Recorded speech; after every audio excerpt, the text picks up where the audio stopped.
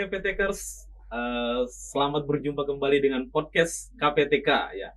Ini sebenarnya merupakan episode kedua dari podcastnya kami yang sebelumnya sudah diluncurkan oleh Bapak Kepala BPPMPP KPTK bersama dengan Bapak Kasubag. Kemudian kita lanjut lagi untuk di sesi berikutnya. Di sesi kedua ini kita akan membahas terkait dua di antara beberapa tusi dari KPTK sendiri yang terkait dengan peningkatan kompetensi dan juga terkait dengan penjaminan mutu pendidikan. Ya, baik KPTKers, terkait dengan topik kita kali ini, saya atau teman-teman sudah menghadirkan dua narasumber yang sangat luar biasa. Ya, saya bilang sangat luar biasa. Kedua orang Biasa ini merupakan kali, ya. dua orang ini merupakan guru-guru saya ya. Bapak Ibu, saya banyak belajar dari beliau semua, beliau berdua ini. Sebenarnya kalau saya ingin menggambarkan, seandainya balai itu punya rapor pendidikan juga, Pak. Ya. Kalau balai punya rapor pendidikan, iklim inklusivitas, nilai inklusivitas di KPTK itu pasti bakalan tinggi. Karena tergambar dari dua orang yang hadir yang luar biasa pada saat ini, akan memberikan banyak masukan atau banyak pencerahan kepada kita terkait dengan peningkatan kompetensi, terkait dengan jaminan mutu. Beliau ini berasal dari dua latar belakang yang berbeda. Pertama, saya mau bilang ini dari kaum muda dan kaum muda sekali, Pak. Cuma saya yang tua di sini, Pak. Ya, beliau semuanya berpengalaman, Bapak Ibu, dengan latar belakang yang berbeda-beda. Beliau saya perkenalkan koordinator penjaminan mutu kami di KPTK, Bapak Dr. Mardin Andi Marhabang. Kemudian, terima kasih. Ya, kemudian koordinator peningkatan kompetensi kami di KPTK, Bapak Dr. Al-Azhar. Ya, kalau Pak Mardin ini lahir dan besar di Bone, kemudian berkarir di Makassar ya Pak. Ya, kemudian Pak Al-Azhar ini sebelumnya lahir dan besar di Bau-Bau ya, lahir dan besar di Bau-Bau, kemudian berkarir di Makassar. Sebelumnya pernah juga di Bogor sana ya Pak Azhar. Ya. Itu yang saya sampaikan tadi dengan dua latar belakang yang berbeda-beda, Bapak Ibu, yang akan memperkaya pengetahuan kita terkait dengan program-program apa yang ada di KPTK.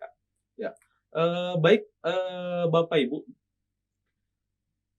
terkait dengan program-program yang ada di KPTK yang terkait dengan peningkatan mutu dan penjaminan mutu dan peningkatan kompetensi ya. Saya ke Pak Mardin dulu, mungkin terkait dengan penjaminan mutu, Pak. Seperti apa konsep penjaminan mutu yang dilaksanakan balai saat ini, Bapak? Terima kasih, Pak Jonar.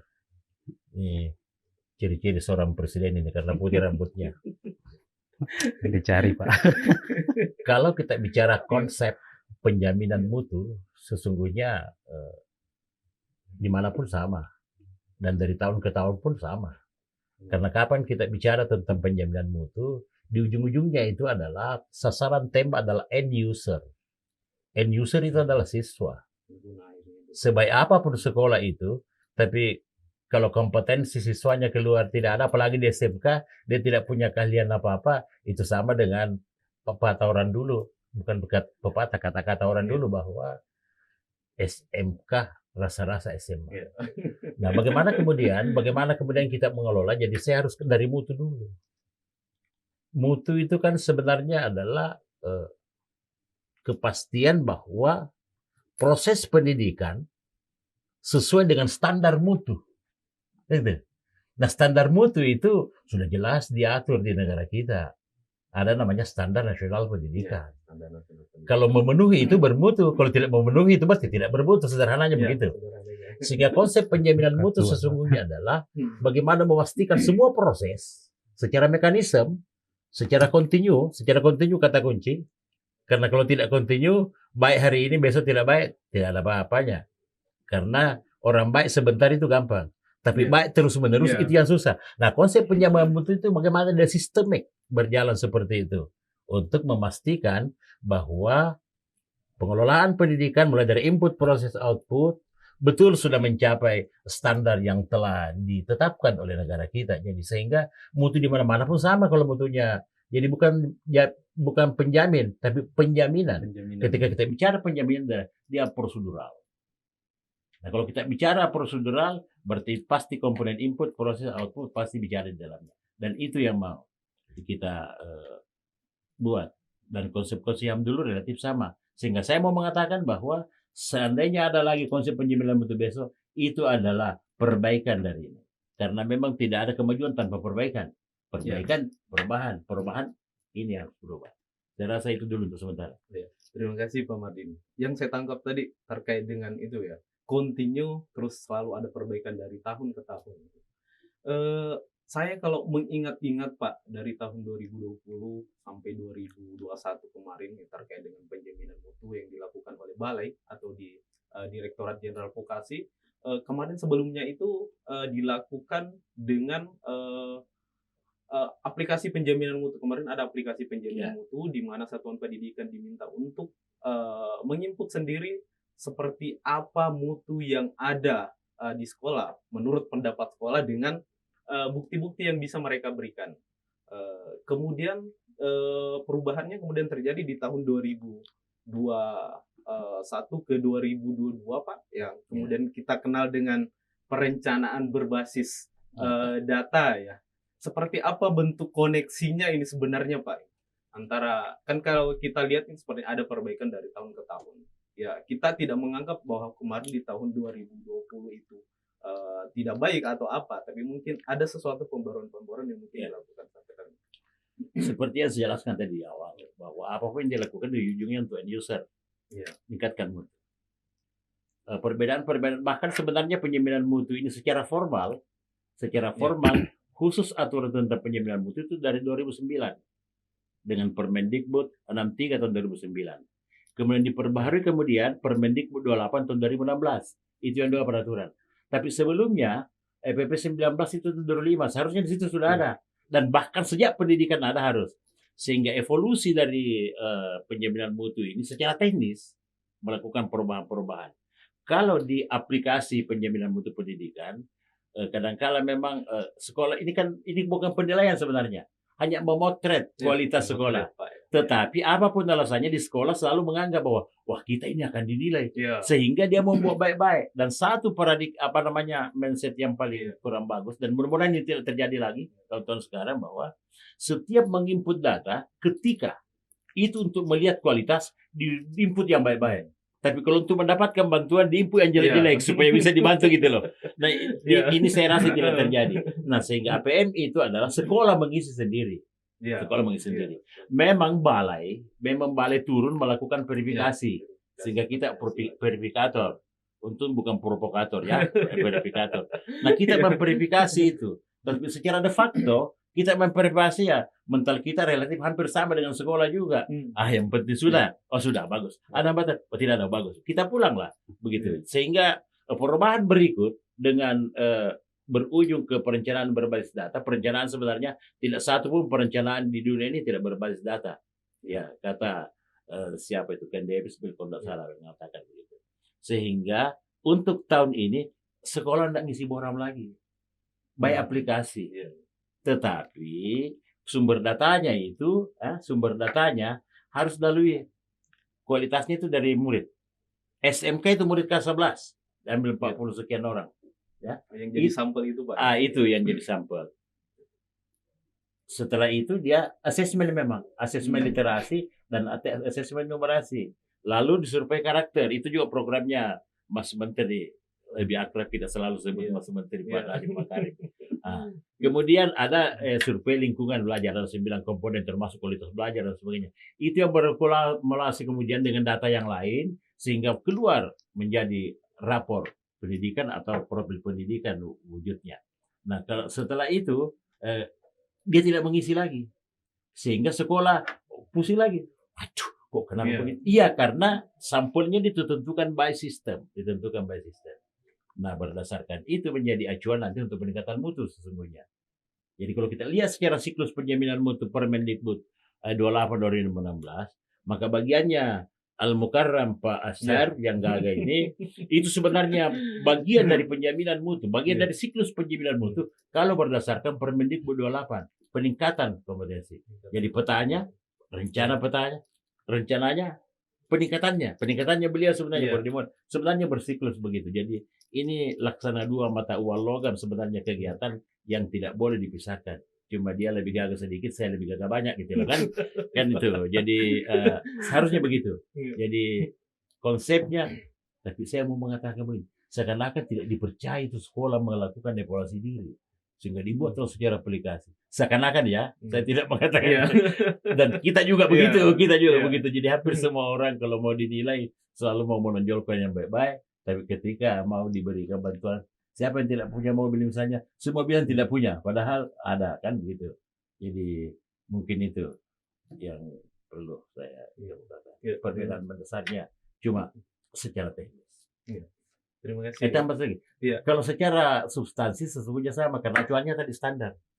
Bagaimanapun di format, makanya di dalam rapor pendidikan itu terdiri dari beberapa dimensi yang menjadi indikator prioritas dari standar nasional pendidikan. Ya hasilnya, prosesnya, inputnya, kan begitu. Ya, sebentar kita lanjut. Ya, terima kasih Pak Martin. Satu yang saya tangkap ini, dan berdasarkan dengan pengalaman juga ketika dulu di lapangan, memang sih sebenarnya ketika kita yang diminta sendiri, misalnya satuan pendidikan sendiri yang diminta untuk mengisi sejauh mana mutu pendidikan yang ada di satuan pendidikannya, kesannya memang selalu ingin menampilkan yang baik-baik, Pak. Pada saat verifikator turun ya, kemudian nanti ditemukan ternyata ini ada yang sebenarnya betul-betul terjadi dan terkadang, ya Pak, ini terkadang tidak semua tempat sih, terkadang ada yang diada-adakan gitu. Karena mungkin yang kita mencoba capture atau tangkap di sana itu apa mungkin yang sudah terjadi yang sebelum-sebelumnya. Jadi yang bisa kita lihat, verifikasi, yang bisa kita validasi dan lain-lain itu cuma berdasarkan dengan dokumen saja ya. Jadi apakah itu betul-betul kemarin dilaksanakan atau cuma diadakan dokumennya saja. Itu mungkin yang merupakan perbaikan-perbaikan yang dilakukan dari program penjaminan mutu sebelumnya, kemudian ke perencanaan berbasis data yang merupakan apa yang kita jadikan program lanjutan untuk peningkatan mutu pendidikan di sekolah-sekolah atau satuan pendidikan. Ya, ini sebelumnya saya ulik lagi lebih banyak ini terkait dengan penjaminan mutu. Saya ingin beralih dulu ke Pak Al-Azhar ini. Saya panggilnya Bang Azhar, Pak ini. Saya lebih akrabnya panggil Bang Azhar. Ini Bang Azhar terkait dengan kegiatan peningkatan kompetensi di balai kita di KPTK. Seperti apa program peningkatan kompetensi yang akan dilakukan oleh KPTK ke depannya? Oh iya, terima kasih. Ini saya panggil Om Januar atau gimana nih? Iya, terima kasih Januar ya. Jadi walaupun rambutnya putih tapi lebih tua saya sedikit.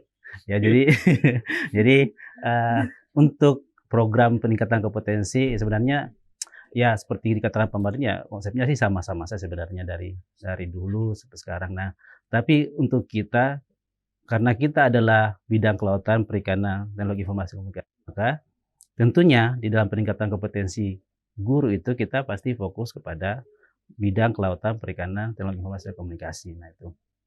Nah sama halnya juga dengan tahun-tahun sebelumnya ya. Jadi tentunya ada beberapa pelatihan-pelatihan yang akan kita laksanakan di tahun 2023 ini. Nah tentunya acuan kita pada saat untuk tahun 2023 ini acuan untuk di keputusan di kepala badan standar kemudian kurikulum dan asesmen pendidikan ya yang nomor 24 tahun 2022 tentang konsentrasi keahlian kan itu dibagi kan. Nah, di situ dibagi kita ada kemaritiman, kemudian ada agribisnis perikanan ya. Walaupun sebenarnya di kita ada pengolahan hasil perikanan yang seharusnya masuk memang harus terpisah, tapi di dalam spektrum itu dia masuk di kompetensi di dalam program keahlian di pertanian. Tapi kita akan laksanakan khusus memang untuk bidang perikanan.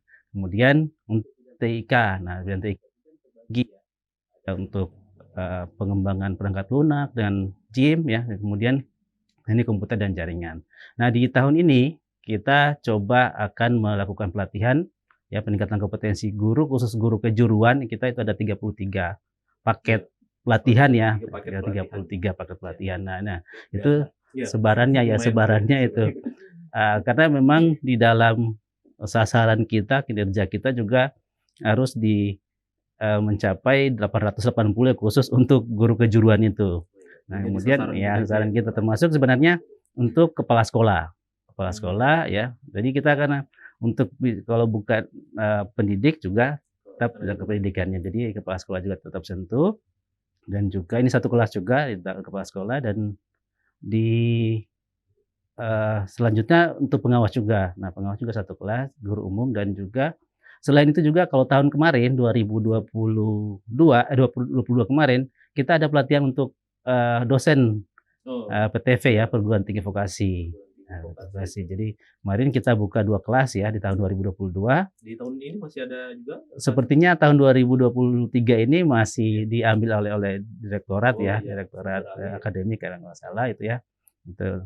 Nah, kita tunggu saja apakah nanti akan diserahkan atau gimana, kita nggak tahu seperti apa nanti prosesnya ya, kita tunggu. Tapi tahun ini ya kita fokus dulu untuk pelatihan guru ya, guru kejuruan dan kepala sekolah, termasuk satu juga untuk laboran dan juga ada pelatihan instruktur kursus ya. Tahun kemarin juga sudah kita laksanakan sih dua kelas ya, 2 kelas itu 40 orang dan tahun ini juga kita sekitar 40 orang di 2 kelas juga. Nah, khususnya untuk instruktur ini karena kita kan harus bidang kelautan perikanan ya, perikanan kelautan dan TIK. Tetapi kalau kita lihat data-data di LKP itu sebenarnya lebih banyak untuk TIK gitu kan. Ya, makanya TIK di bidang-bidang itu. Jadi akhirnya tahun kemarin juga 2 kelas untuk TIK. Tahun ini juga kemungkinan juga TIK nanti kita coba lihat dulu. Tapi untuk sementara programnya perencanaan kita di TIK. Nah, itu akan dilaksanakan. Masuk di upskilling dan reskilling itu. Iya, semua. Kalau terkait dengan apalagi pembelajaran implementasi pembelajaran paradigma baru itu kurikulum merdeka, apakah nanti masih ada di tahun 2023 ini? Oh iya, tahun ini masih ada ya. Kalau tahun kemarin juga tetap kalau di dalam penganggaran ataupun program kita itu namanya di kurikulum ya. Bagaimana peningkatan untuk pembelajaran kurikulum merdeka ya bagi ini khususnya kalau tahun 2022 itu memang dikhususkan untuk program itu tersasar untuk SMK PK. Nah, di tahun lalu kita itu ada 7 provinsi ya dampingan kita, binaan kita. Nah, sekitar 112 SMK. Tetapi di dalam prosesnya ternyata 3 SMK yang tidak dilanjutkan ya tahun 2000. Akhirnya tinggal 109 SMK. Itu tahapannya tentunya pertama kita pelatihan komite pembelajaran ya. Komite pembelajaran ini ada satu sekolah itu harus diikuti 7 ya. Jadi ada pengawas, kemudian ada kepala sekolahnya, ada guru umum yang guru BK-nya, kemudian guru kejuruan tiap sekolah. Nah, tahun ini juga sebenarnya masih ada ya. Kemarin juga coba dikonfirmasi ke direktorat SMK sebagai lead-nya untuk kegiatan SMK PK itu. Jadi kita coba konfirmasi bahwa tahun ini masih ada juga, jadi tetap dilanjutkan. Tapi yang fokus nanti pendampingan kita adalah SMK PK yang baru. Tahun ini yang sekarang yang diproses oleh SMK PK di Direktorat SMK itu lagi. Jadi ada kalau tahun lalu itu sama kan, misalnya SMK PK 1 sampai 10 sama semua perlakuannya. Maksudnya kalau misalnya yang baru ada fisik dan fisik, kemudian yang lama itu tinggal pembelajaran. Nah, di tahun ini ada leveling. Yang saya dengar ada leveling. Jadi ada level 1, 2 sampai 4. Jadi nah, ini kalau dikonekkan sama rapor pendidikan Pak, kayaknya itu kemarin salah satu indikator untuk menilai SMK itu berada di level mana. Nah, itu akan sekarang tengah digodok oleh teman-teman juga ya, tim-tim yang di sana. Itu akan di leveling level 1, level 2 sampai level 4. Nah, mungkin yang level tingginya nanti akan diberikan bantuan seperti apa ya dalam pembelajaran dan lain-lain. Itu kita belum tahu, kita tunggu saja dari Direktorat SMK seperti itu. Jadi kemungkinan ke depannya mungkin di penjaminan mutu itu juga berimbas juga Pak ya. Mungkin ada pembaruan lagi terkait dengan yang disampaikan tadi oleh Pak Al-Azhar itu ya. Saya ngomong kemarin di Jakarta bahwa bagaimanapun, apapun pembaharuan yang dilakukan, Iya. apapun pembaharuan yang dilakukan, kalau standarnya itu cuma tenis, Iya. cuma tenis. Jadi seyogianya memang yang dilakukan peningkatan kompetensi di koordinatoratnya beliau ini adalah peta, karena itu menjadi standar acuan untuk melakukan treatment atau tindakan atau diklat atau apa namanya kepada guru begitu. Ibaratnya dia butuh cakalang, ya kita kasih cakalang. Kalau dia butuh cakalang, jangan kasih BT-BT. Gitu. Ini yang kadang-kala kita top down, kita memberikan. Kita sendiri yang melakukan perencanaan berbasis data. Tapi kadang-kala kita membuat program sendiri tidak pun berbasis data. Tapi mulai saat ini kita sinkronkan itu sehingga sadar atau tidak kita memanfaatkan data profil pendidikan itu untuk lihat bahwa itulah, bahkan di kementerian dikatakan dia menjadi single resource of data tunggal, data tunggal untuk melakukan perbaikan, kan sebenarnya begitu. Sehingga kalau memang siklusnya sebenarnya seperti itu penjaminan mutu, maka ini dulu yang harus dipahami, peta mutunya yang wujudnya sekarang sebagai rapor pendidikan sebenarnya. Kemudian itulah yang wujudnya profil, itu yang menunjukkan kekuatan dan kelemahan satuan pendidikan. Dan kalau siswa itu baru dapat 100, sebenarnya itu baru minimal. Dapat 100 saja angkanya itu masih minimal. Minimal dalam konteks standar nasional. Karena disebutkan bahwa standar nasional adalah kriteria minimal yang harus dilaksanakan oleh sekolah. Jadi kalau baru menyelesaikan kurikulum, itu baru minimal. Jadi bukan pos yang itu. Jadi kan itu baru bisa bersaing gitu loh. Tapi kalau hanya memiliki standar, ya tidak bisa bersaing. Harus di atas standar. Di atas standar. Kan biasa kita begitu Pak Janur ya. Apa itu namanya? Cuma standar. Nah, gitu. Jadi yang seharusnya di atas standar. Jadi harus premium itu. Ya sebenarnya pengelolaan pendidikan. Karena kalau kita, yang menjadi soal sekarang sebenarnya, untuk tugasnya beliau sebenarnya ini nanti, adalah bagaimana menyamaratakan kualitas lulusan. Bukan cuma 10 orang yang baik, tapi kalau 100 siswanya, 100 orang harus baik. Nah ini yang kerja beratnya, ini yang jadi persoalan. Kan harus baik semua. Kan setiap orang tua kan mengharapkan anaknya baik. Nah kalau 100 murid, berarti 100 orang tuanya kalau tidak ada anak bersaudara. Kan gitu. Jadi 100 ini punya ekspektasi. Anaknya menjadi anak yang memiliki, kalau keluaran SMK disebut BMW. Bekerja, melanjutkan berusaha. Jadi bukan body mengalahkan wajah ya. Jadi bekerja, melanjutkan berusaha. Harus dia miliki niluaran.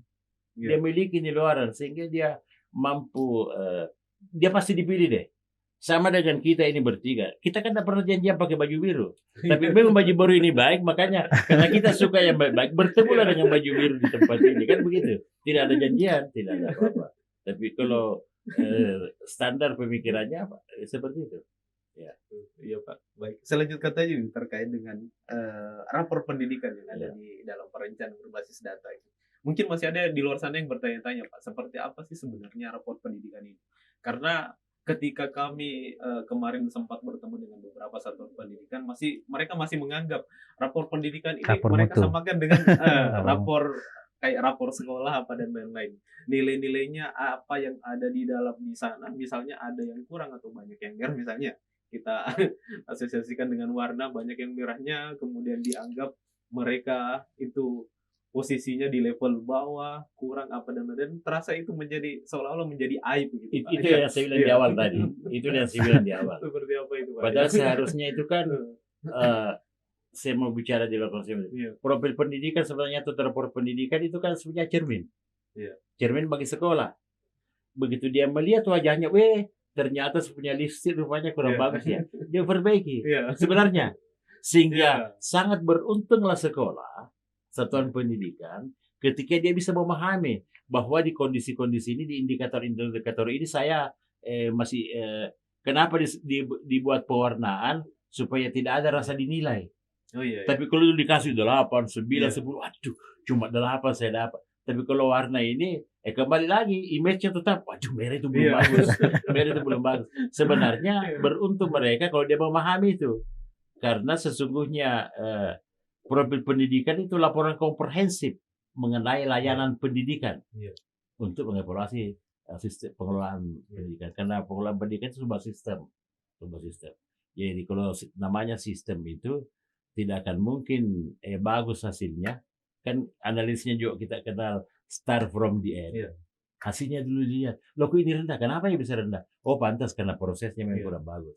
Kalau prosesnya kurang bagus dari segi kompetensi profesional misalnya, tugasnya beliau tingkatkan itu. Seharusnya sebenarnya begitu, peningkatan kompetensi, peningkatan metodologi, peningkatan strategi dan seterusnya.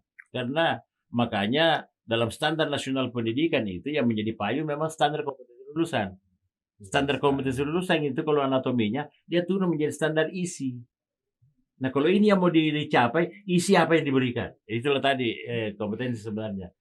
Tapi kalau ini isinya gimana sih supaya ini tercapai? Proses. Kita proses dengan baik. Yang memproses itu yang paling menentukan adalah guru.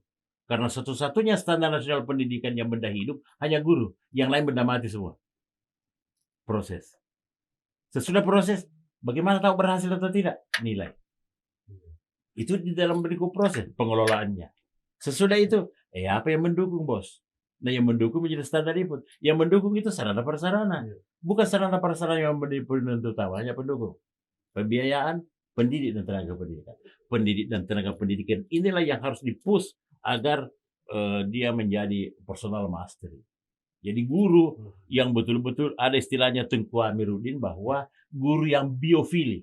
Guru biofili itu adalah guru yang senantiasa resah ketika melihat ada anaknya yang belum mencapai kompetensi. Tugasnya beliau ini. Bagaimana guru-guru itu menjadi biofili di dalam bukunya Pumping Teacher. Kalau bisa terjadi semua guru begitu punya kepedulian, punya keresahan. Tapi kan ada ya, emang gua pikirin yang penting saya sudah mengajar 24 jam. Kan begitu. Nah, sehingga perubahan-perubahan paradigma, perubahan-perubahan sikap bahwa mengajar itu adalah sebuah kewajiban dan tanggung jawab utama dituntut sampai dari kemudian kalau itu tidak berjalan dengan baik, itu harus diciptakan. Sehingga saya usul nanti, itu harus ada mata diklat yang betul-betul menggali, menggosok dia punya pola pikir sehingga dia mulus selalu berpikir positif. Kalau selalu berpikir positif, rambut tidak cepat putih. Maaf, tuanya tidak cepat tua, gitu. Karena Bapak saya yakin selalu berpikir positif. Kebetulan saja itu. Jadi bukan karena ketuaan, tapi orang Bugis bilang semula jaji. Gitu. Ya. Dari lahir dia begitu. Bawaan, Pak. Bawaan. Gen. Genetik. Terima kasih Pak Marlin. Saya mencoba ini menghubungkan dengan apa yang disampaikan oleh Pak Marlin. Ini sebenarnya ada PR-nya ini Pak Asar ini jadinya Pak ya. Bagaimana seperti apa yang disampaikan oleh Pak Marlin tadi ini ada sesuatu mungkin harus diramu ini. Bagaimana supaya menghidupkan kepedulian bagi guru tidak semata-mata untuk menjalankan rutinitas saja ya. Kewajiban saja ya. Tanggung jawab yang besar di dalamnya. Iya. Misalnya guru akan senantiasa resah bila tidak masih ada di antara beberapa muridnya yang mungkin yang belum mencapai apa yang kita harapkan seperti itu. Ya, ke Bang Azhar ini kalau terkait dengan peningkatan kompetensi di 2023 ini apa yang berbeda yang ditawarkan oleh KPTK antara yang di program tahun sebelumnya dengan yang di 2023 ini? Ada perbaikan-perbaikan atau ada mungkin inovasi-inovasi mungkin Bang Azhar silakan. Oke. Sebelumnya tadi saya mau nanggapin dulu terkait dengan yang Pak Marlin tadi bahwa harus digosok gitu ya untuk guru. Nah, ini sebenarnya di tahun 2021 kemarin ya di dalam pelatihan kita peningkatan kompetensi guru kemarin kita sudah coba memasukkan Pak, termasuk guru termasuk dosen PTV kemarin kita sudah masukkan materi perubahan mindset. Nah, itu memang salah satu upaya ya selain yang kompetensi inti ya, kompetensi inti dari guru kejuruan itu, juga kita coba merubah mindsetnya. Jadi kemarin salah satu untuk di perguruan tinggi vokasi dosen kemarin kebetulan saya undang beliau juga sebagai narasumber di perubahan mindset itu ya. Memang salah satu upaya yang kita lakukan di situ. Nah, termasuk di tahun ini untuk meningkatkan kompetensi guru itu kita coba masukkan di dalam materi pondasi namanya. Jadi di dalam peningkatan kompetensi guru itu kita coba pisahkan ya, kita coba ramu ada materi fondasi dan juga ada materi inti. Kemudian walaupun ada penunjang ya sebenarnya. Nah, di dalam fondasi itu jadi nanti ada materi-materi perubahan mindset ya, di situ termasuk dengan kewirausahaan Pak. Jadi kewirausahaan itu ya karena memang basicnya di SMK itu adalah bagaimana berusaha nanti. Jadi ini pembekalannya. Pembekalan itu yang memang harus diberikan kepada guru pelatihan. Nah, kemudian itu akan dibawa nanti ke kejuruan. Nah, kejuruan ini kan nanti ada project based learning ya nanti di dalam ini nanti masuk di kompetisi inti. Jadi ada hubungannya. Jadi dari fondasi ini kemudian secara sekuen itu secara berurut akan di dalam pelaksanaannya harus berkelanjutan ya dalam project based learning-nya seperti itu. Nah, terkait dengan perbedaannya sebenarnya di tahun sebelumnya ya, kebetulan di tahun kita awalnya kan di GTK waktu itu ya, Direktorat Jenderal GTK ya. Kemudian kita masuk di vokasi 2020 itu. Nah, pelatihan-pelatihan kita awalnya itu sebenarnya belum banyak kita libatkan industri ya. Di industri dari waktu itu kan kita pelatihan memberikan kompetensi, pelatihan di balai sudah habis selesai, post test selesai sudah. Nah, di tahun ini sejak tahun sebelumnya tahun 2021 itu kemarin 2021 sebenarnya masih ada dua bentuk ya. Yang pertama gitu yang pelatihan saja tanpa magang, yang kemudian yang kedua itu upskilling skilling ya. Jadi ada pelatihan, ada magang ya, ada UKK. Nah, di tahun ini semua sudah diformulasikan dalam bentuk kalau diistilahkan ya, kalau di upskilling skilling sebenarnya peningkatan kompetensi juga sebenarnya, tetapi di sini yang kita lakukan adalah setelah pelatihan di balai, apakah nanti pengajarnya dari media suara, kemudian fungsional lain, media perada ataupun misalnya PTP di dalam pemberian materi di balai, kemudian nanti ada magang. Magang itu masing-masing ini pelatihan itu ada mitra industri ya, mitra industri termasuk misalnya kalau game ya mungkin apa yang menjadi mitra industri. Kalau misalnya untuk pembesaran udang ya ataupun budidaya mungkin di perusahaan-perusahaan seperti kita di Desa Putih dan lain-lain. Jadi dikondisikan, disesuaikan dengan kompetensi keahlian. Nah, semua yang saya bilang tadi 33 pelatihan yang untuk guru kejuruan itu semua sudah berstandar industri. Jadi ada pelatihan dari balai, kemudian magang, dan ada UKK.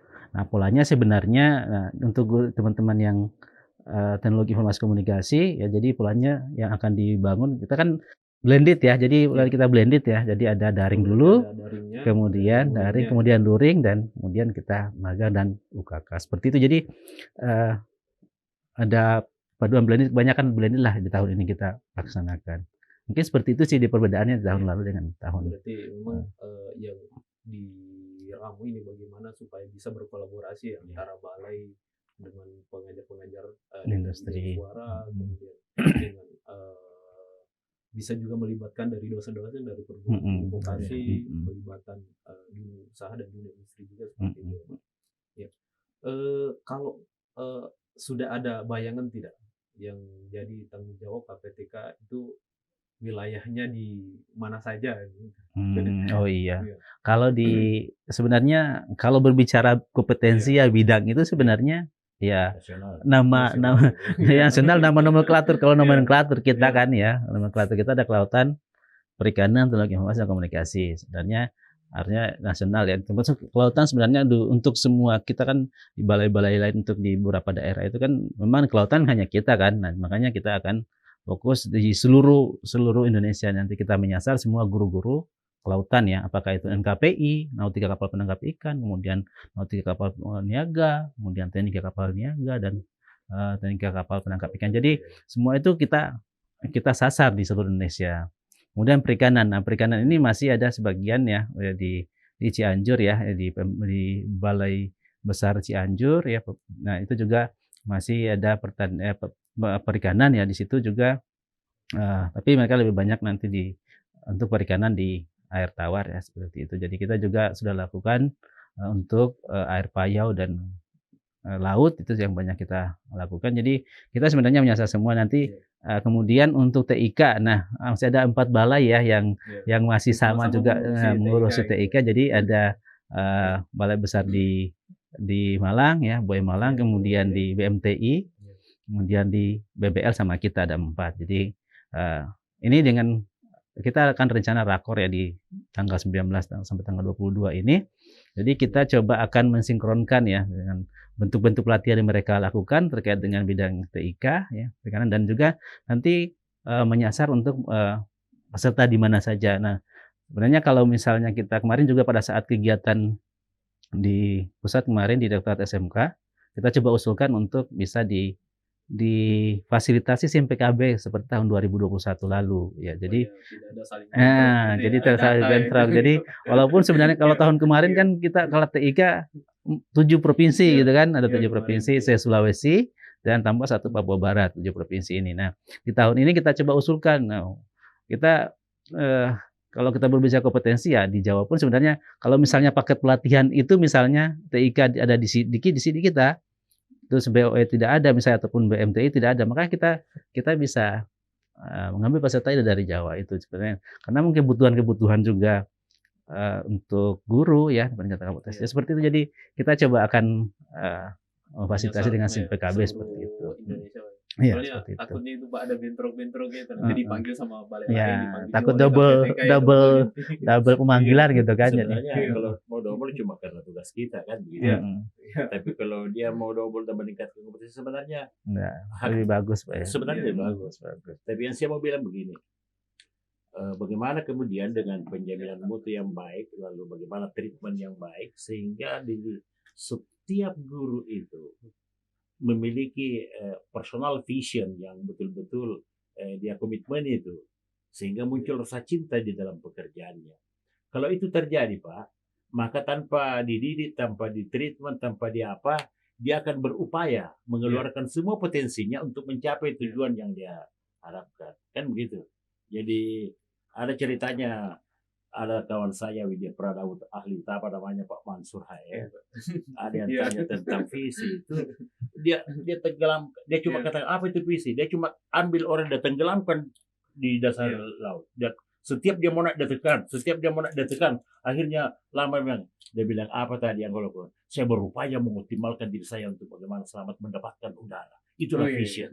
Jadi ini sumbernya dari Pak Mansur ini. Saya lupa buku apa yang dia baca tapi pernah saya dengar. Nah, kalau itu dia lakukan, kalau guru mencintai pekerjaannya, tanpa dilatih dia selalu mencari. Dia mencari sama dengan petani. Kalau dia mau subur tanamannya, tidak ada yang suruh mencangkul, dia beli cangkul. Kalau tidak ada cangkulnya, dia beli cangkul. Kita ini yang pegawai negeri, kadang-kala kalau disuruh pakai letter bilang, tidak ada dikasih kantor, tidak ada dikasih sekolah. Petani nggak pernah dia minta cangkul kepada pemerintah, dia mencangkul sendiri. Nah, itu yang mau diciptakan guru yang punya biofili seperti itu. Sehingga kalau ada sesuatu perlengkapan yang dia tidak punya, dia cari. Kan begitu. Karena dia mau mewujudkan cita-citanya, dia mewujudkan visinya. Sehingga muncul di dalam dirinya. Itu sebenarnya asasinya dari bagaimana berubah pola pikir. Tanggung jawabku, bukan tanggung jawabmu. Tapi tanggung jawab kita bersama. Karena saya yakin Pak Januar, bahwa pekerjaan kita ini semua dipertanggungjawabkan di dunia gampang secara administrasi. Tapi mempertanggungjawabkan di hari kemudian, itu yang tidak ada lagi. Di hari kemudian itu Pak ada CCTV-nya setiap orang. Dan CCTV itu bisa ditembak. Tidak bisa ditembak seperti kasus di Indonesia. Tidak bisa ditembak ya. Dan CCTV-nya Tuhan itu terang benderang semua, tidak ada dicurangi. Jadi yakin dan itu terjadi. Karena memang tujuan pendidikan beriman bertakwa. Kalau orang beriman dan bertakwa, pasti dia yakin bahwa ada hari pembalasan. Tidak selesai meninggal jadi tahanan, tidak. Nah, begitu pengabdian kita tidak. Ini bukan tujuan hidup. Tetapi ini adalah proses hidup untuk mendapatkan ridha. Mudah-mudahan dengan tugas kita ini mendapatkan ridha. Itu yang diciptakan di setiap person. Makanya tahun dari 89 Pak Amiruddin itu sudah membuat ini program. Pertama ini, perubahan dulu ini. Kalau ini tidak berubah Pak, tidak pernah berubah tindakan. Kalau pola pikir tidak berubah, tidak pernah berubah tindakan. Program. Kalau tidak berubah tindakan, jangan harap pada hasil berubah. Karena dalam Al-Quran juga begitu. Tuhan memberi hambanya sesuai usahanya. Surah An-Najm kalau tidak salah ya 39. Ya. Kalau kita berusaha optimal, insya Allah Tuhan akan memberikan. Nah, balai ini mau agar semua guru yang pernah kita temani belajar di balai ini, betul-betul punya keinginan individu. Karena motivasi yang terefektif adalah motivasi intrinsik. Tidak bisa kita paksa dia. Itu Al-Quran juga, surah Ar-Ra'd ayat 11. Tidak akan berubah seseorang kecuali dia merubah diri. Jadi apapun yang diberikan di sini, mau diklat, mau banget, ini dulu. Dia mau enggak? Nah, gitu. Kalau sudah ada kemauan, Pak, makanya pepatah Indonesia, di mana ada kemauan, di situ ada jalan. Kan gitu ya. Jadi carilah jalannya, ya kayak gitu. Ya. Oke. Oh, ya, Pak, luar biasa. Pak, sambil diminum, ini ada air putih ya. Saya, tapi saya memang cocoknya air putih. Kopinya tidak ada, Iya. Pak. Nanti lain kali mungkin mencoba disediakan yang agak berwarna sedikit, Pak. Warna coklat atau warna hitam? Iya. Ini lanjut lagi, Pak, ini bincang-bincangnya terkait dengan penjaminan mutu. Kita kan yang terkait dengan perencanaan berbasis data dan rapor pendidikan ini sudah kita lakukan di tahun yang lalu, Pak. Kalau di tahun saat ini 2023, apakah masih sama seperti yang tahun 2022, Pak? Atau apa? Secara substansial sama. Ya, Cuma memang mungkin ada beberapa tambahan dan ini belum rilis. Diusahakan rilis ini, kalau sudah rilis rapor pendidikan mudah-mudahan bisa Februari. Kemarin saya di Jakarta bersama dengan teman Mbak Putri menunggu ini. Jadi mungkin ada teorinya 2020 tapi tetap sama. Kita akan tetap bina target kinerja kita juga 277 sekolah. Sasarannya masih sama, Pak. Yang pilih. Tetapi semua sekolah sebenarnya harus dibina. Kan prinsipnya begini, Pak Januar. Kalau untuk perencanaan berbasis data, tidak boleh hanya satu sekolah, 2 sekolah, 277 didampingi. Karena semua sekolah akan melaksanakan perencanaan berbasis data. Karena barang siapa yang mengerjakan tanpa merencanakan, itu sama artinya merencanakan kegagalan. Kan begitu. Jadi termasuk William Dunn yang tokoh kajian kebijakan publik dunia yang menyatakan begitu. Jadi tanpa perencanaan yang matang, pasti pelaksanaan tidak matang. Nah, di situ kita lemahnya karena kita kadang-kadang kuat di perencanaan, lemah di implementasi. Nah, relatif sama. Ya, jadi tetap rapor pendidikan itu menjadi sumber data untuk memotret kondisi sekolah. Berdasarkan kondisi itu, itulah tadi gunanya kalau ada merah, Pak. Waduh, masih merah ini. Berarti karena dia merah perlu diperbaiki. Nah, merah tentang indikator apa? Jadi di pendidikan itu memang indikator terpilih dari Standar Nasional Pendidikan. Makanya sementara perjalanan 2022 kemarin langsung rilis. Ada rekomendasi otomatis. Ada prioritas menyeluruh, ada prioritas begini. Tetapi sebenarnya sekolah masih tetap boleh menganalisis manual walaupun ada itu. Jadi yang menjadi penting sekolah adalah bagaimana dia memotret keadaan sekolah secara faktual terhadap kualitasnya. Jadi bulan November kemarin 2022 ya, siswa-siswa kelas 11 itu sudah melakukan asesmen literasi dan asesmen numerasi, termasuk survei karakter dan survei lingkungan. Ini hasilnya nanti masuk di data 2022. Data 2022 ini dikelola, dianalisis oleh satuan pendidikan untuk menjadi sebuah perencanaan. Perencanaannya ini datanya di sini sehingga dari problem pendidikan sehingga disebut perencanaan berbasis rapor pendidikan. Rapor pendidikan itulah datanya, perencanaan berbasis data. Walaupun sesungguhnya secara filosofis tidak ada perencanaan tidak berbasis data. Sehingga jangan saya himbau teman-teman saudara-saudaraku di satuan pendidikan, jangan memperbaiki sesuatu sebelum tahu apa yang seharusnya diperbaiki. Nah, untuk mengetahui apa yang seharusnya diperbaiki, disitulah rapor pendidikan. Jangan sampai matanya sakit lalu dikasih minyak gosok, sikunya tidak akan pernah sembuh. Gitu.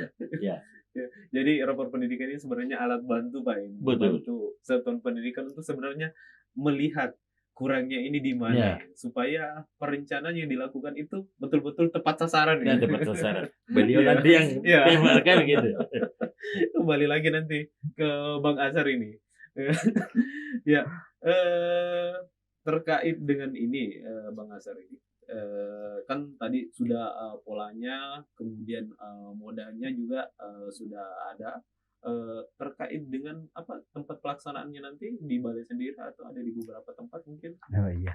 Nah, untuk tahun ini kita ya sama lah seperti tahun kemarin ya 2022 itu kita kan pula blended ya. Blended ini kita daring pastinya kita memakai media pembelajaran online ya. Nah, kemudian ketika luring seolah kita setiap pelatihan yang 33 itu luringnya 5 hari ya. Iya. Nah, ini kan dilaksanakan di balai. Di balai. Ya, kan di balai kita manfaatkan di balai dengan fasilitas yang kita punya ya, dengan SDM kita juga seperti apa yang akan kita lakukan seperti itu. Jadi pelaksanaan untuk luring itu tetap mukanya di balai 5 hari. Ya. Tapi tetap dibuka kemungkinan mungkin di tempat-tempat lain seperti di balai-balai lain mungkin yang relevan. Nah, itu yang kita coba nanti kita coba diskusikan lagi ya. Ini juga harus dipertimbangkan juga dengan ketersediaan anggaran kita ya, seperti apa ya, seperti itu. Jadi tetap kita coba ramu dulu ya usulan dari teman-teman ya, termasuk magang kemudian UKK di tempatnya. Nah, ini juga kan ada imbasnya ke bagaimana penganggarannya. Nah, ini kita coba optimalkan dengan anggaran yang ada, dengan pelatihan-pelatihan yang akan kita lakukan di kantor. Nah, untuk sementara sih rencananya di kantor ya, untuk di balai. Mungkin Ya, sedikit. Kalau desain kami itu memang ada saya lupa tadi, berbeda dengan yang tahun lalu mungkin. Karena tahun lalu itu kita cuma sosialisasi di pemerintah daerah tingkat 1. Nah, sementara setelah berpikir kemudian saya berpikir, oh ternyata kita di Bali nggak punya sekolah gitu. Nggak punya. Secara aturan kita tidak punya sekolah. Yang punya sekolah ini pemerintah daerah. Untuk SMK yang punya otoritas untuk pembinaan itu adalah provinsi. Oleh sebab itu tahun ini sebenarnya saya sudah jadwal di Februari ini, cuma karena itulah sistem. Karena di pusat belum rilis rapor pendidikan 2022, maka akan tertunda itu. Koordinasinya ini dengan tingkat 1, kami usahakan teman-teman di balai yang ke provinsi supaya lebih banyak sasaran. Untuk apa itu? Untuk membangkitkan semangat dan komitmen pemerintah daerah. Kan ada juga rapor pendidikan di provinsi, Pak. Daerah. Nah, sehingga rapor pendidikannya ini juga menjadi dasar perencanaan bagi pemerintah daerah tingkat 1 dalam rangka pengembangan pendidikan di tingkat provinsi. Sehingga harapannya nanti di sana terlibat dari Bapeda ini tim verifikasi perencanaan di daerah. Jadi itu. Kemudian kita menghadirkan DPRD khususnya Komisi Pendidikan. Kenapa? Karena langkah berikut perencanaan itu diverifikasi di DPRD oleh Komisi Substansi. Nah, setelah Komisi Substansi, perencanaannya kemudian difinalisasi di Komisi Banggar, Badan Anggaran. Sehingga DPRD itu sebagai fungsi budgeting menjadi penting untuk itu. Jadi makanya kami akan melakukan.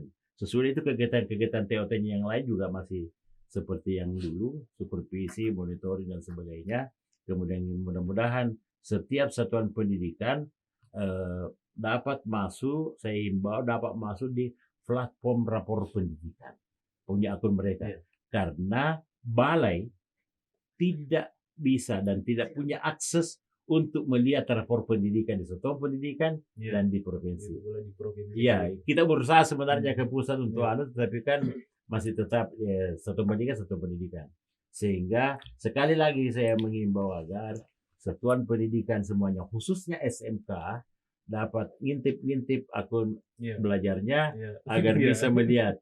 Mudah-mudahan Februari ini sudah rilis rapor pendidikan 2022. Itu. Dan perlu berbeda-beda itu hasilnya karena setiap sampelnya kelas 11, kelas 11. Itu Pak Mardin ini sering menjawab juga dari sebenarnya apa yang ingin saya tanyakan tadi. Ini kan anggaran kita terbatas, kemudian sumber daya kita juga terbatas ya. Bapak mungkin ada sasaran-sasaran atau satuan pendidikan yang di luar sana mungkin tidak tersentuh oleh kita. Sementara mereka ingin memaksimalkan juga perencanaan berbasis datanya. Tapi sudah dijawab tadi oleh Pak Mardin dengan memaksimalkan potensi-potensi di daerah melalui dinas pendidikan di provinsi nantinya. Kemudian bagaimana supaya informasi-informasi itu bisa merata nanti kepada satuan. Kalau kita berupaya untuk treatment 1099 sekolah semuanya. 1099 Pak. Tetapi pendampingannya nanti ini juga mudah-mudahan teman-teman di satuan pendidikan ketika daring jangan menganggap bahwa bukan pelatihan. Jangan cuma dibuka roomnya lalu ditinggal gitu Pak. Ditinggalkan begitu saja. Ini komitmen bersama ini. Kita harus bersepakat itu. Betul, Pak. Dan saya yakin orang yang mendengar ini merasa tidak enak kalau dia tidak mengikuti dengan baik. Saya rasa itu. Baik Pak. Mungkin ada pertanyaan kedua terakhir nih kepada Bang Asar ini saya harus sampaikan. Misalnya saya seorang guru ingin mengikuti pelatihan PTK, apa yang harus saya lakukan? Oh iya, kita kan sebenarnya dari tahun-tahun kemarin ya, tahun kemarin juga kan kita sudah buka 2 jalur sebenarnya untuk merekrut peserta ya. Yang pertama itu kan data-data kita sudah by name ya, kita punya data Dadapodi dari mana-mana ya, untuk melihat guru-guru ya, jadi guru-guru mana saja, termasuk juga tahun ini juga kita dapat data yang terbaru ya di cut off September 2022. Nah sebenarnya guru-guru SMK itu mengajar apa saja sudah ada seperti itu, sudah ada data seperti itu. Berapa yang sudah kita dari total itu, berapa yang kita sudah kasih pelatihan dengan pelatihan apa yang kita sudah berikan di sebelum-sebelumnya. Itu sudah kita punya data. Nah, jadi kita lihat peserta itu dengan berdasarkan mata pelajaran yang diampunya. Kemudian yang kedua, mekanisme yang kita lakukan adalah mandiri ya, registrasi. Jadi ada registrasi ya, tahun lalu kita gunakan masing-masing balai itu balai vokasi itu menggunakan SIM masing-masing, SIM pelatihan masing-masing, masing-masing. Nah kita kalau di kita ada Silaut ya, nanti akan ada yang megang itu Pak Robert dan teman-teman data ya, itu Bu Novi. Jadi itu kita gunakan tahun lalu. Teman-teman itu mendaftar Silaut. Nah itu kan diverifikasi ya, jadi itu dan kita juga berharap sebenarnya ada Silaut ini menjadi database bagi kita ya. Jadi semua guru yang kita sudah latih, siapapun yang kita sudah latih sudah masuk di situ. Jadi itu menjadi informasi bagi kita. Nah, kedepannya kalau misalnya teman-teman di guru yang ingin mendaftar ya bisa nanti ke open registrasi, dan juga kita tahun ini kita mungkin di SIM PKB, dan itu akan disinkronkan dengan SIM diklat kita, SIM Silaut itu ya, nanti akan kita. Oke, terima kasih. Mungkin ini saya menyimpan satu pertanyaan Pak, pertanyaan terakhir ini kepada Pak Mardin dan Pak. Singkat aja dijawabnya ini terkait dengan kegiatan-kegiatan yang kita sudah lakukan kemarin Pak ya di tahun-tahun berikutnya. Kira-kira apa kurangnya dan apa yang kira-kira perlu kita perbaiki Pak dari situ? Saya jelas tidak bisa menjawab kurangnya. Dan nanti tahu itu baru bisa dilaksanakan. Sehingga seharusnya di kita ada monitoring atau evaluasi pasca diklat. Itu satu. Kemudian yang utama, setiap event, setiap kegiatan harus kita sendiri yang memastikan bahwa kegiatan yang dilakukan ini sudah sesuai dengan prosedur yang telah ada. Itu tentu melalui penjagaan mutu. Jadi ada yang turun, ada kesinambungan itu Pak ya. Tetapi itu yang menjadi penting, itu harus ada evaluasi pasca diklat. Jadi kita mau itu. Kalau ada itu baru kita bisa tahu, oh ternyata kemarin begitu. Mari kita perbaiki tahun berikutnya. Oh ternyata kemarin begitu. Sehingga perubahan kita itu namanya limit to grow. Setiap mau meningkat, mau turun terus. Jangan eskalasi. Meningkat, turun. Tidak pernah nyampe. Kelihatan kalau mau turun lagi distimulasi lagi Pak, supaya naik lagi ya. Oke, baik sekali. Kalau dari pandangan Bang Asar mungkin saya tambahkan ya. Memang saya aktif juga bahwa selama ini pelatihan kita tuh udah pernah kita evaluasi apakah range waktunya lah, durasi waktunya, misalnya kita pelatihan di mungkin beberapa bulan kemudian itu kita lakukan apakah memang kalau misalnya output kan dari outputnya kan jelas ya bahwa dia ada peningkatan pengetahuan atau keterampilan, tapi apakah dia sudah berefek kepada siswa ya. berdampak ya, impact-nya seperti apa. Nah, itu yang kemudian harus kita, apakah dari teman sejawat guru ya, ataupun misalnya dari kepala sekolah, ataupun dengan peserta didik, itu sebenarnya yang belum kita lakukan selama ini ya. Ya lagi-lagi ya keterbatasan anggaran tadi sebenarnya. Kemudian yang berikutnya, kalau saya sendiri ya, bahwa selama ini data kita itu ya, dari data kita guru ya, walaupun sebenarnya ini sudah ada tersedia di Dapuri, tapi masih banyak sebenarnya yang nggak sesuai gitu kan. Misalnya guru misalnya Pak Januar gitu kan, guru misalnya guru mapel matematika ya, ternyata di tahun 2022 itu sudah pindah jadi misalnya pengawas apa. Nah, ini updating data ini sebenarnya yang enggak kita ya, itu yang jadi masalah. Jadi ketika kita menyasar peserta juga, kadang-kadang ketika kita lakukan pemanggilan bahwa sudah pindah di sekolah lain. Nah, seperti itu yang. Jadi mohon mungkin guru-guru juga harus terus mengupdate datanya seperti itu. Oke, terima kasih Bang Asar, terima kasih Pak Mardin, terima kasih teman-teman. Saya tidak begini ya, saya Iya. Maksudnya mari kita bersinergi. Iya. Oh betul, luar biasa. Mari kita bersinergi. Begitu. Iya. Luar biasa obrolan kita untuk hari ini ya, bapak-bapak, terkait dengan program peningkatan kompetensi dan penyiaran mutu di BPP KPTK. Ya, terima kasih kepada KPTKers yang sudah mengikuti kami untuk di episode kedua ini. Yang jangan lupa untuk terus mengikuti podcast kami ya teman-teman untuk episode-episode selanjutnya. Saya Januar Fajrin bersama para narasumber dan tamu-tamu kita yang luar biasa ini mengucapkan terima kasih dan sampai berjumpa kembali di lain kesempatan. Assalamualaikum warahmatullahi wabarakatuh. Waalaikumsalam warahmatullahi wabarakatuh.